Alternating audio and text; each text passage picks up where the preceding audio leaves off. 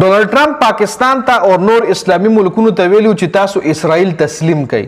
یو معاهده جوړه کړې وه، ابراهیمي معاهده. آی کې نور هم ډېرې خبرې اترې وي، خو یو پوینټ پکې دا هم و چې تاسو اسرائیل قبول کړئ. نو څه عرب ملکونو یعنی سعودي عرب ته انکار کړو، پاکستان ته هم انکار کړو چې نه مونږه دغه ملک چې کوم دی اسرائیل نشو قبلولی، دا مونږ نشو ایکسپټ کولی، مونږ یې نه ایکسپټ کوو. نو اوس چې کوم دی اسرائیل یو ډېر غټ لالچ ورکړی دی. اسرائیل او امریکا یو ډېر غټ لالچ دغه اسلامي ملکونو ته ورکړی دی، عرب ملکونو ته یا پاکستان ته، چې تاسو لا موږ داسې کار وکړو، خو تاسو د ابراهیمي معاهده چې کومه ده په دې باندې ساین وکړئ او دې کې شامل شئ. ابراهیمي معاهدې کې نور هم ډېرې خبرې وایي، کې څه د فایدې خبرې هم شته، خو د نقصان خبرې پکې ډېرې دي. نو اوس اسرائیل ویلي دي چې کوم ملک موږ سره ابراهیمي معاهده کې شامل شي، نو په هغه ملک باندې به موږ د ډالرو باران کوو، هغه ملک ته به د ډالرو خوله کولاویږي، هغه ملک به په ډالرو کې انویسټمنټ کیږي، هلته به زموږ هغه ملک کې به هغه ملک سره به زموږ مکمل سپورټ وي چې کوم ملک په ابراهیمي معاهده کې شامل شي. یعنی د ډالرو د انویسټمنټ د معیشت خو کولو لالچ یې ورله ورکړی دی. لکه دې کې چې سعودي عرب چې کوم دی خو په دې خبره کې نه راځي چې یار سعودي عرب له ډالرو لالچ ورکړي، یا به ایله وایي چې موږ به ستا معیشت ښه کړو، نو به د ابراهیمي معاهده کې سعودي عرب معیشت الریډي ښه دی او نه هغوی له د ډالرو ضرورت شته دی.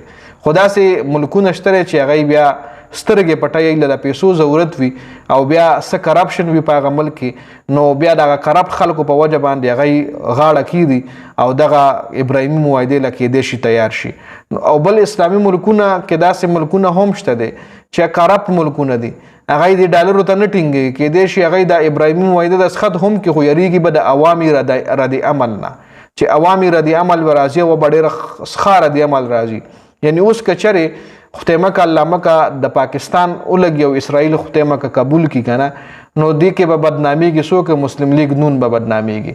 د مسلم لیگ نون نواز شریف، شهباز شریف دی به بدنامېږي چې دی قبول کړه، دی په دور حکومت کې دا کار داسې شوی او دا به تر عمره پورې یادېږي چې شهباز شریف او نواز شریف. نو ډېر سیاسي جماعتونه په دې وجه باندې دې نه یېرېږي چې د هغوی په دور حکومت کې چېرته دا ابراهیمي معاهده یا نورې داسې څه معاهدې دستخط نه شي چې د هغوی سیاسي ټول سیاست ورسره ختم شي، چې د هغوی ټول هر څه ورسره ختمېدی شي. نو په دې وجه باندې اوس څه ملکونه چې کوم دی د عوامي رد عمل نه یریږي، غواړي چې مونږ یې دستخط کړو، ځکه اوس یې خو والله ښه کلیام ښه صفا الفاظو کې وي چې ستاسو ته به مونږ د ډالرو خوله کوله وکړو، د ډالرو بورۍ د ډالرو بارانونه به مونږ په تاسو وکړو، خو که چېرې تاسو د ابراهیمي معاهده کې شامل شوئ، تاسو ته به مونږ په ملک کې انویسټمنټ وکړو، ستاسو معیشت به مونږ مخکې بوځو، ستاسو ملک له به ترقي ورکړو، ستاسو د ملک خلکو له مونږ په مختلف ملکونو کې سکالرشپس ورکړو. یعنې ډېر غټ لالچونه یې ورکړي دي. وګورو به چې په دې لالچ کې کوم ملک راځي. نو الله دې نه کړي چې پاکستان پکې راشي، الله دې نه کړي بل داسې یو اسلامي ملک پکې راشي، او مشکله ده چې د ابراهیمي معاهدې له زموږ اسلامي ملکونه تیار شي. نو په دې ویډیو کې د اهم اپډیټس و دې حوالې سره ستاسو څه رایه ده، خپله قیمتي رایه موږ سره په کمنټ کې ضرور شریکه کړئ.